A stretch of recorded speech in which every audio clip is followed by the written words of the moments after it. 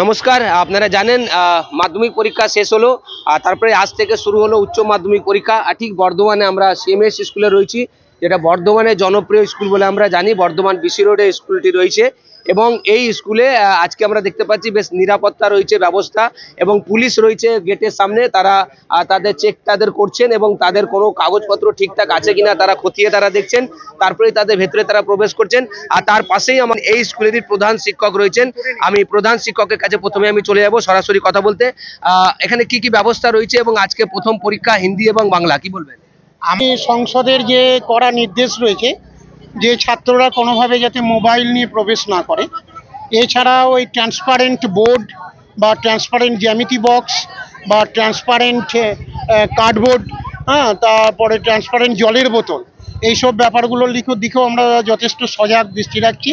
ছাত্রদের আমরা বলছি তো তাদের কোনো অসুবিধে নেই, ভিতরে জলের টলের সমস্ত রকমের বন্দোবস্ত আছে।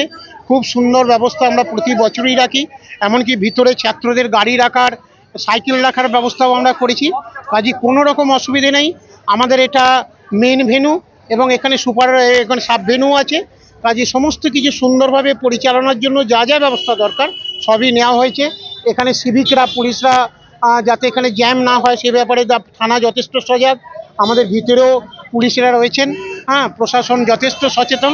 সবাই মিলে সুন্দরভাবে পরীক্ষা যাতে চলে সে ব্যাপারে আমরা ঠিকঠাকই আছি।